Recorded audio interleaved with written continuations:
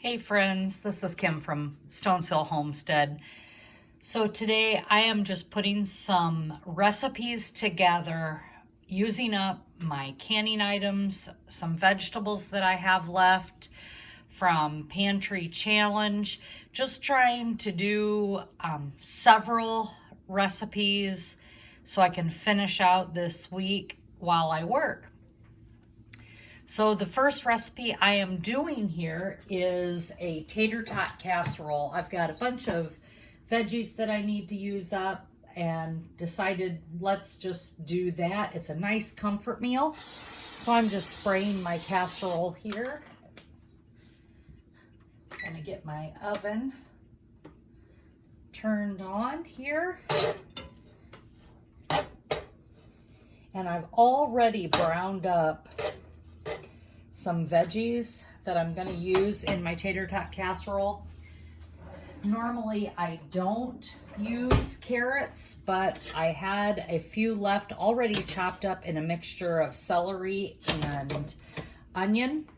And so I am just going to put that here in my dish.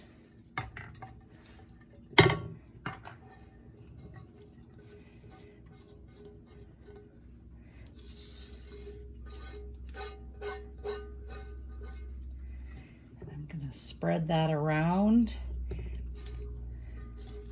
It's actually more of a, oh goodness, what is that? A Texas straw hat type casserole, tater tot casserole, where it has celery and onions in it. I have some leftover corn that I'm also going to add to it. We don't eat a lot of corn unless it's freezer corn, and this corn was left over from another recipe that I had, so I'm just going to add corn here. I'm just going to spread that out.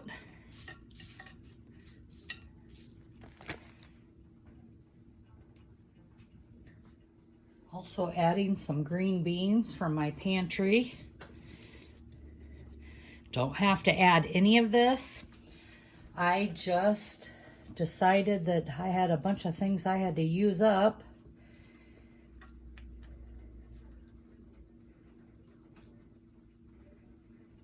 There we go. And then I add some cream of celery soup. You can add cream of mushroom, cream of chicken. I don't like cream of mushroom in my tater tot casserole. I know that sounds weird. It's one of those soups that I just prefer not to have in my tater tot casserole. But I needed to use up this can of cream of celery soup, so it's perfect for what I need. And you're thinking, why do I need to use up a can of cream of celery soup? Well, it is getting near the out date and I don't use it enough. And so that is why I'm using it for this recipe. The next thing I need to add is some cheese.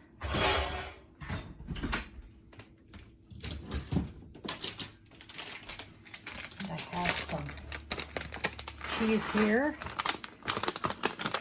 that I'm going to finish up as well.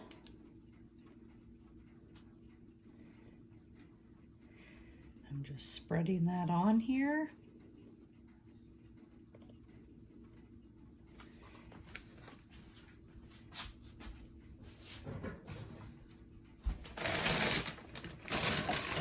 And then I'm adding my tater tots.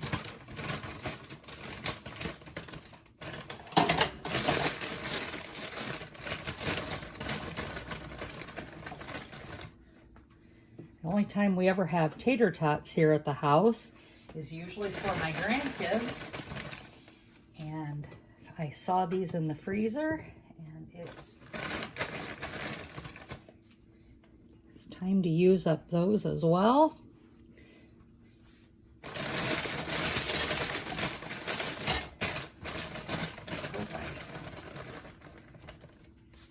enough here. I'm sure I do. And you can add as many as you want. And since this is for lunches next week, I'm not going to add a bunch here.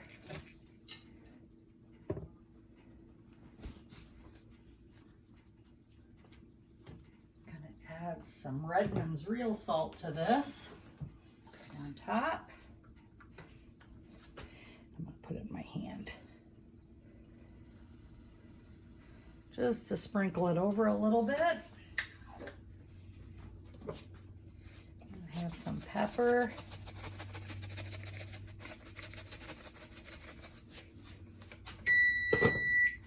My oven is ready. And I am putting this in the oven. I'll show you when it's done. And there you have it, folks. Baked at 350 degrees for about 30 minutes. And it is done and ready to go.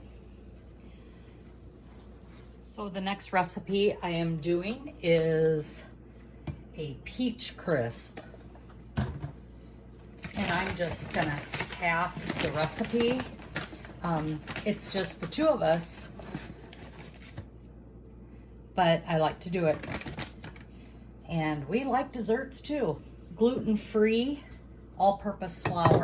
I buy the many brands, but this is Krusteaz that I'm using. I'm gonna show you all-purpose flour. I have kept that in my pantry. Then I need a half a cup of quick oats.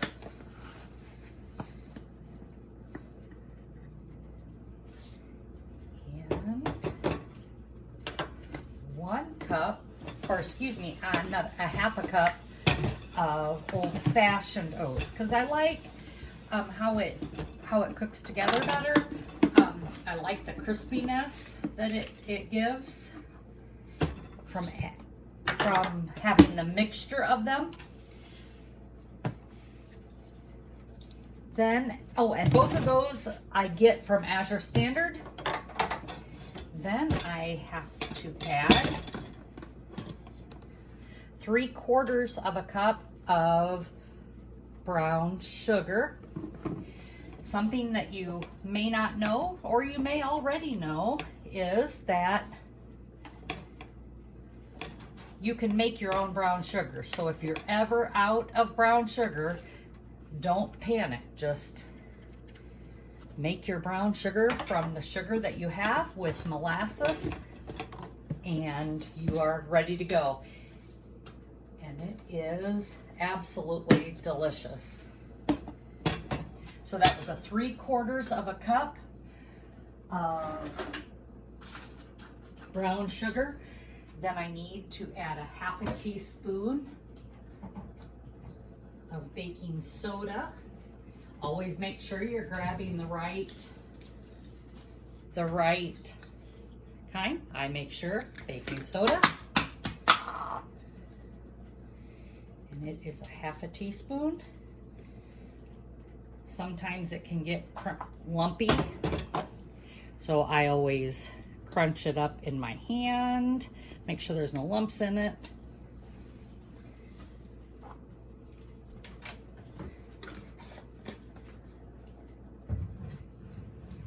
And then a 1/4 teaspoon of salt.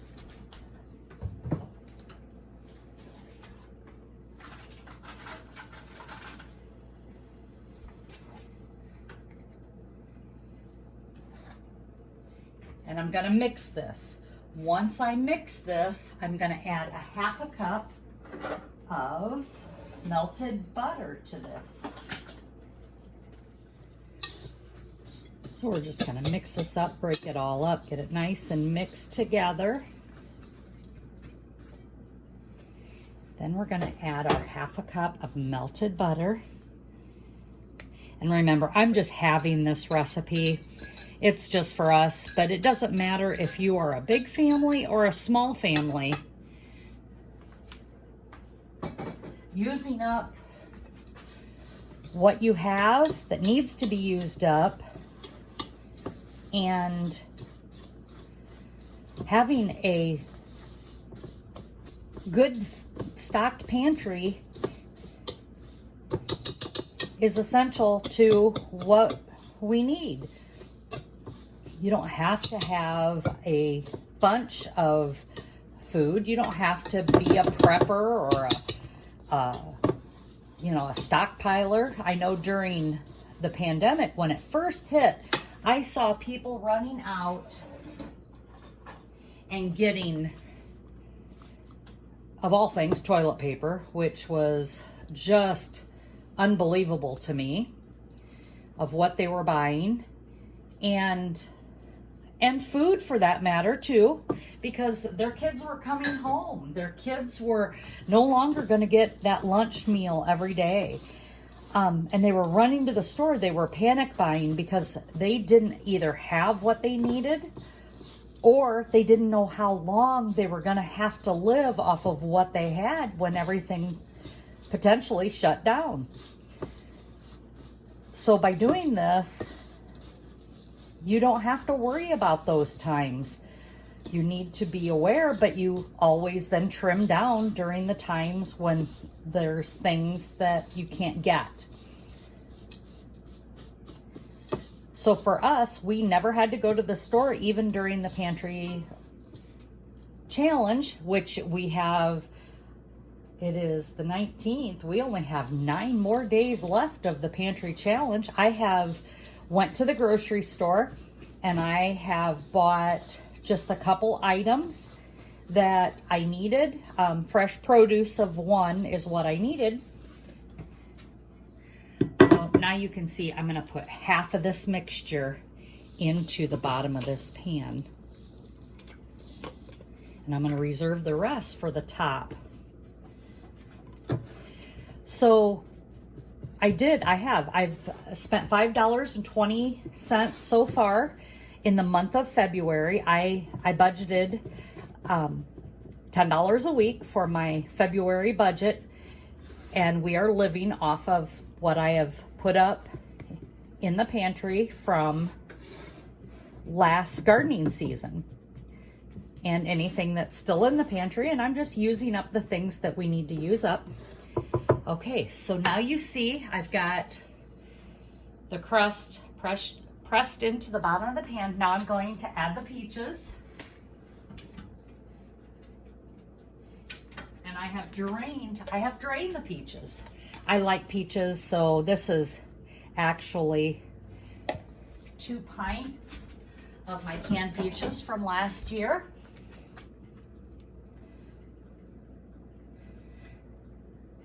And the only thing I'm not adding any syrup or sugar. I did reserve the syrup, but I don't think I'm gonna need it. One thing nice about this recipe that I'm giving you is you can also do this same recipe with applesauce, chunked apples, raspberries, blueberries. You can make the same basic recipe, the crisp part, into many different fruit crisps.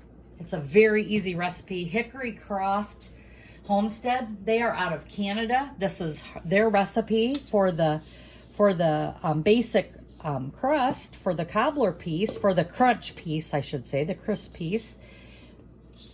And I use their recipe. It is one of the best, easiest recipes that I have ever found. And the one thing I had a high stockpile of, I should say, from my previous canning was applesauce, and I wasn't using the applesauce like I thought we were. And she shared this recipe on her web or her YouTube channel, and I will link her channel as well, or their channel as well, in the description. But it was great, so I could use applesauce instead of having apples. And then during the pantry challenge, we ran out of fresh fruit about the end of January. And so I thought, well, applesauce is great. I've canned it myself. I know what's in it. There's no preservatives. It is what I used out of the tree. So look at that. Isn't that beautiful? So now I'm going to bake this for 45 minutes at a 350-degree oven, and I will bring you back. Okay, so one more item here. I'm pulled from my freezer. And again, this is just getting ready for the week. I try to do all my cooking over the weekend on Saturday, Sunday, because I am a third shift worker and I do not have time to create meals through the week. So I want to make sure we have meals ready, so the minute it's time to eat, all I have to do is either reheat, dish it out. I carry this to lunch with me at work. Just a lot of things. So what you just saw here is I just poured some olive oil in. And we love this item that I'm bringing in next from our garden last year, Cushaw Squash. If you've never heard of Cushaw Squash, I hadn't either. It is a red, goodness.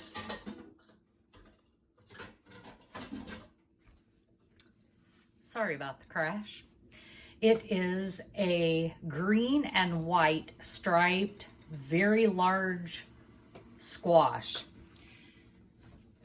What's nice about this is every year I seem to have a volunteer plant come up from the previous year.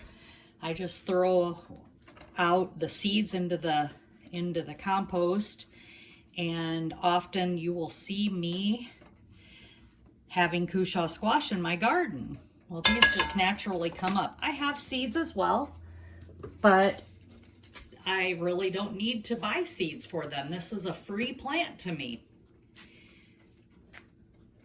So anyway, Cushaw squash I discovered down in Mississippi from my sister-in-law down there one year, and I discovered that we absolutely love it. I just fry it up like a shredded potato. You can chunk it, you can slice it, roll it in flour, which we like as well, and fry it up to a crispy slice. It's kind of like a sliced potato. We replace potato using Cushaw squash because it is a low carb option. And here I'm just frying it up. I'm salting it with some Redmond's real salt. And we're just gonna fry it until it's done. It'll be a nice crispy consistency when it's done, and we just love it. I'll be back when we get a little bit closer to done. It does take a while. When you are cooking or frying or whatever you are doing with the Cushaw squash, you really need to make sure you don't mess with it. And the reason is it's a tender squash, and it does cook down fairly easy, but it does take time. So be patient when you're cooking the Cushaw down. If you're throwing it in something like a stew or a soup or a casserole, don't need to worry about it. But when you are frying it, you have to be patient. So I've just added some onion powder from Azure Standard that I get, garlic powder from Azure Standard, more salt and pepper because Cushaw squash is very bland. And so that's why it absorbs the flavors of whatever you're cooking with. So I like to just season it to my taste, my likes, and I'm just gonna gently stir this stuff in.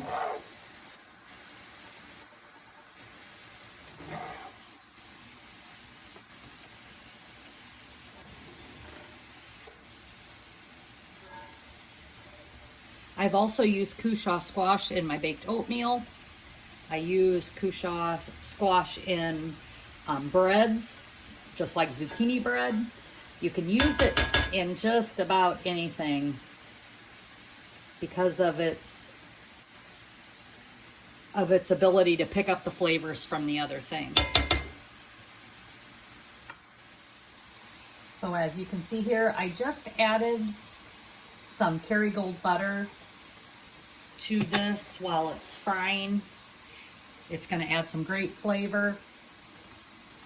It's going to help brown that up a little bit better.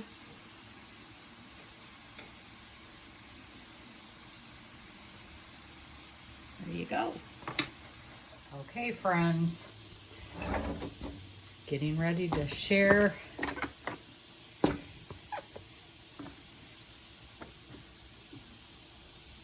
a peach crisp with you.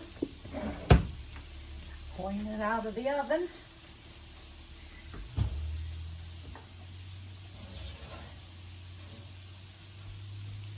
And there you go. Look at that. I wish you could be here to smell it. It is amazing. And now we have our tater tot casserole done for today and the week. We have dessert done, which is peach crisp for today and the week. And as you can see, we're still working on the Cushaw Squash. And this will be our side dish for today and the week.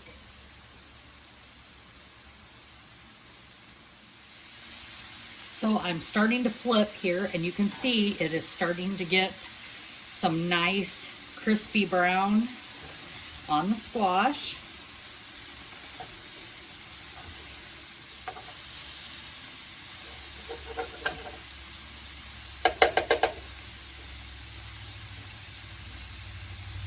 You know, and I just want to recap on what we've used today. We used ground beef from the freezer for the hash brown casserole. We used corn, which was left over in the freezer from a previous dish that I made that I didn't need the whole amount of freezer corn. We used a pint of green beans in the casserole. We also used onions, diced carrots, and some celery that I had used from leftover veggies that I needed to use, but I wasn't ready to use, so I chopped them up, put them in the freezer so I could have them for later in the pantry challenge. A can of cream of celery soup that needed to be rotated. Then we made peach cobbler or peach crisp. Used pantry items that I've gotten from Azure Standard that I keep on hand. My quick oats, my rolled oats from Azure Standard, some brown sugar. I used 2 pints of diced peaches that I had canned from last summer. A stick of butter, which is obviously from the store, but it is something that we do keep on hand. Then I brought Cushaw Squash out of the freezer as well. And that is, again, from the garden last summer. And just some seasonings that I've purchased from my Azure Standard, salt and pepper, some olive oil. Again, these are all pantry items that I'm using so that I don't need to go to the grocery store during this 2-month pantry challenge. You don't need to go out and stockpile. Even if it's just a little bit each week or every other week, however you buy groceries, 5 extra cans per week, and then put those on in your pantry and know that you're not going to use those. That is for your working pantry stockpile until you get enough to last you for whatever time frame you're looking at to have a pantry. If you're looking at having enough food in your pantry to make full meals for 3 months, then you can slowly stock up to that, picking some meals like chili. You're going to need either tomato juice or V8 juice. I can my own V8 juice. That's what we use. We use spicy V8 juice in our chili. Or beans, red beans, chili beans, whatever kind you use, that's what you would buy extra of for a batch of chili. Put that on your stockpile. It's very easy at 5 cans, so you don't need to go spend thousands of dollars or hundreds of dollars to stockpile your pantry, to prepare it for a working pantry. It's just little bits done over time. And even if it's a small family, 2 to 3 people in your family, versus some of the homesteaders that have 8 to 12 to 14 in their pantry that they are feeding. There are many families that have large families. So just be aware that just because it's just 2 of you, or just because it is 3 of you, is no different than having 14 or 15 people in your household to feed.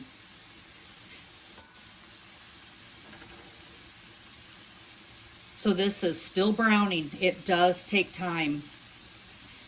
And when it is done, I will bring you back and show you the final product. So there you have it, friends. Fried Cushaw squash is our final dish for the pantry challenge this week.